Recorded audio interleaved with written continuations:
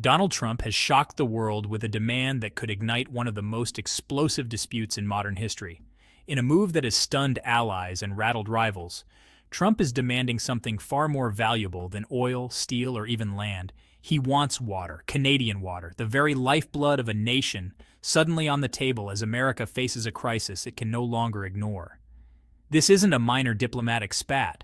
This is a showdown at the highest levels of power, with survival itself hanging in the balance. And what unfolds from here could mark the beginning of an entirely new world order. America is parched. Years of mismanagement, overconsumption, and climate pressure have left vast stretches of farmland cracked and dry. Reservoirs that once fueled the country's agricultural dominance are now reduced to barren dust bowls. Meanwhile, on the other side of the border, Canada sits atop some of the most abundant freshwater reserves on Earth. The Great Lakes, the Columbia River, the vast northern reservoirs, all shimmering like untouchable vaults of liquid gold. The contrast could not be sharper. The United States, desperate for relief, staring north at a neighbor sitting on an asset that is suddenly as strategic as nuclear power. And yet Canada isn't budging. It's not just about water. It's about sovereignty, pride, and refusing to let another nation dictate terms.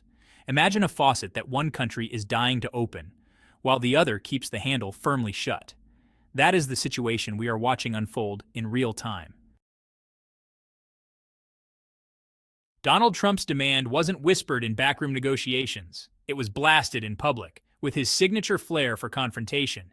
He wants access to Canada's rivers, Canada's lakes, and Canada's future. Trump pointed directly at resources like the Columbia River, long managed under a fragile treaty dating back decades. He even alluded to the Great Lakes, waters that touch both nations but remain heavily guarded by Canadian law. For decades, treaties like the Columbia River Treaty and the Great Lakes Water Quality Agreement held both sides in balance. But now, with tensions rising and the United States feeling the pressure, those agreements look like fragile paper shields ready to tear apart. To Trump, Canada's water is not just an asset, it's a solution. But to Canadians, it's a red line. Inside the United States, the desperation is real. Farmers are already struggling with scorched fields, crop failures, and skyrocketing irrigation costs. The Midwest, once America's breadbasket, is on the brink of collapse. As yields plummet, supermarkets brace for price shocks, and ordinary families are feeling the pinch every time they shop for groceries. The crisis isn't just rural. Industry after industry is running dry. Semiconductor factories need massive amounts of clean water to function, and without it, America's tech backbone falters. Steel production slows, auto plants cut shifts, and energy companies scramble to secure cooling systems for power grids already strained by extreme heat. Layoffs spread like wildfire, hitting communities that have never faced this kind of instability before.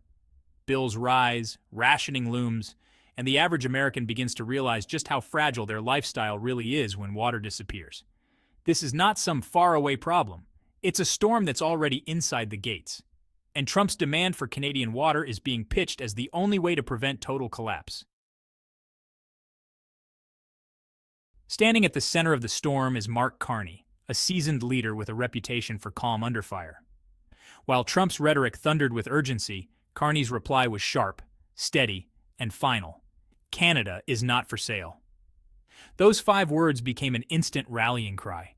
To Canadians, water is not just a resource, it's part of their identity. To give it away under foreign pressure would be a betrayal of sovereignty. Carney framed the issue not as economics, but as a matter of survival for future generations. The refusal wasn't emotional, it was strategic. Canada positioned itself as a guardian of one of the most valuable assets of the century, refusing to bow to bullying or brinkmanship. In doing so, Carney projected an image of Canada as a protector, not just of its own people, but of a principle that no nation has the right to simply demand another's lifeblood. The political fallout was immediate. In Washington, Trump's critics accused him of reckless overreach, dragging America into a standoff that could leave the country humiliated.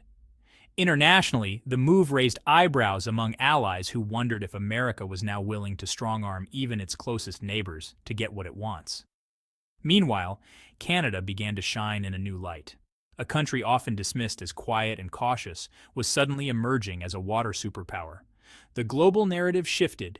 In a world where oil once defined empires, water was now stepping into that role. And Canada had more of it than almost anyone. The symbolism could not be ignored. America looked desperate, Canada looked powerful, and the world began recalibrating its assumptions about who really held the cards in the 21st century. Markets hate uncertainty, and this confrontation sent tremors through Wall Street. Stocks tied to agriculture, food distribution, and manufacturing dipped sharply. Analysts warned of an incoming wave of supply chain disruptions as water scarcity rippled through every corner of the economy. Investors who once laughed at the idea of water futures were now scrambling to hedge bets. The price of water contracts spiked like oil during a Middle East war. Billionaires began quietly shifting money into water infrastructure, desalination projects, and Canadian utilities. Everyday Americans felt the impact too. Rising food bills, soaring energy costs, and whispers of rationing sent consumer confidence plunging. A single demand by Trump had cascaded into a full-blown market storm. But this wasn't just an economic crisis. It was a geopolitical earthquake. NATO allies began whispering doubts about American stability. If Washington was willing to pick a fight with Canada, what might it do elsewhere? Could Europe trust U.S. leadership in the next global crisis? Rivals, meanwhile, smelled opportunity.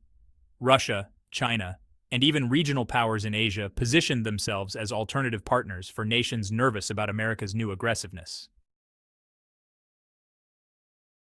And in the middle of it all, Canada discovered leverage it had never wielded before. Suddenly, it could strike new trade deals, build alliances with Europe and Asia, and dictate terms in ways that once seemed impossible. For decades, Canada played the role of polite neighbor. Now it was holding the keys to the world's most vital resource. The clash boiled down to a simple but symbolic image: Trump demanding, Carney refusing. A populist leader demanding immediate solutions, and a calm statesman drawing an immovable line. It wasn't just about water. It was about the future of power. The era of oil, coal, and gas was giving way to something new. In the 21st century, the most valuable resource on Earth is clear, liquid, and irreplaceable. Whoever controls water controls survival. And in this battle, the United States wasn't the one holding the upper hand. Trump's demand and Canada's refusal mark more than just a political spat.